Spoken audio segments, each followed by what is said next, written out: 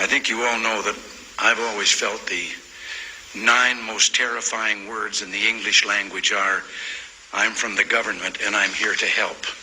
I mean, Chris, do you trust the government right now?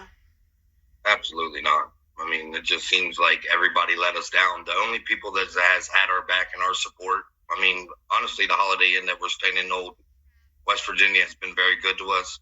The way stations in the area, obviously our firefighters did everything they can, but nobody else is speaking out. Nobody's saying what's wrong, what's going to be happening, that everybody has rashes, everybody's coming up with respiratory infections. It's downright criminal. All right, now, you went there today to try to get some answers. Did they have information for you at this community meeting that explains some of what you're dealing with there?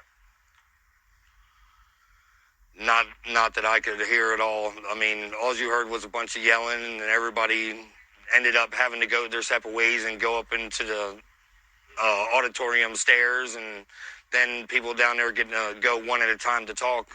It's really, they're not answering anything from what I've seen at all. Now, you think it's because they don't know, or they don't want you to know? Did they have any kind of explanation to back up their feeling that there's no more risk?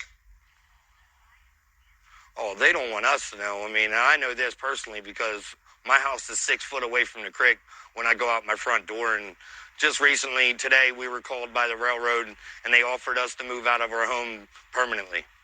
What does that mean, offered you to move out? They making you an offer on the house? What are they offering you? Well, we rent right now, and they're offering to get us a new place and get us a couple months rent. And I'm not sure if it includes furniture or anything, that we're not taking anything from the house.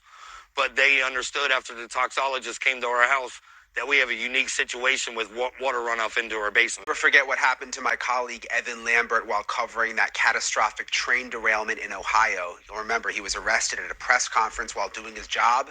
And while I'm glad Evan's story got a lot of attention, a bigger story in many ways has been overlooked and undercovered, and you've told us about it. That is the crash and spill of deadly toxic chemicals that occurred after that train derailment. And now many residents are also claiming that they are sick from the chemicals and fumes that they believe were released into the air and into the water. And that includes Chris and Jamie Wallace and their 3-year-old daughter. And they join us now, the whole family together now. Thank you so much for being with us. Jamie, let me start with you because I know you guys got sick. First thing I want to just make sure, I mean, how are you guys doing tonight?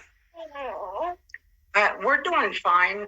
We were actually just diagnosed with upper respiratory infections, which ironically, I know a couple people now that have been given that same diagnosis.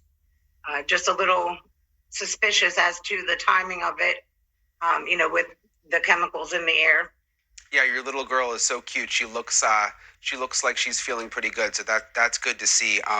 Chris, tell me, how soon after the chemicals were released did you guys start to feel sick? It was about 1:30 that night when we finally got out of there, and then finally when the adrenaline settled down and we were headed to the hotel to stay with her brother and his foster children for the night, that we started realizing that our breathing was just labored. Just talking was harder for us. Did it feel different? I mean, than just a typical upper respiratory infection? Did you know that something was different about this? I knew something was different when we left town and there was that chemical smell in your nose, as if you were in the bathroom cleaning with bleach and you walk out and you still smell that bleach in your nose. That was, I apologize. No, it's fine. That was the way that you felt, you smelled that. And even going back today, when we had to get our air inspected, you can just feel that the air is a little bit heavier and the creeks still have a very strong smell near them. So you guys are now staying in a hotel, from what I understand. I believe in West Virginia. You had to leave that area after getting sick. You mentioned going back today to have the air inspected. How did that go? Our air inspection came back good, but I actually asked for the railroad to come down and look at my house. The issue is they are testing for the air, but they're not testing the soil or the water. Our front door is about 5 to 7 steps to Sulphur Run Creek. It has embankments on both sides of it. So, when the water swells, when it rains, all that water is going to rise halfway up that hillside, and those chemicals are going to go into the soil. They are cleaning the creek about 50 feet up from my house, but yet you can still see what looks like puddles of vegetable oil mixed with water on top of the water floating. And when it hits a rock in the creek, it splits and goes around the rock. You know, we had the railroad actually sent the senior toxicologist out today to our house in particular. And he said that they were, you know, the water was safe. And I said, well, we haven't even seen the results of the water test yet. He said they were coming. When I asked about soil, he said the soil had not been tested yet. I was thinking about this today, though, because they continue to say that the air and the water is safe. But if you just go back through our history, there have been so many other situations where there have been environmental issues where they initially say things are safe and then they're not. Even just think back to 9/11 and all the first responders, stuff like that. I mean, Chris, do you trust the government right now?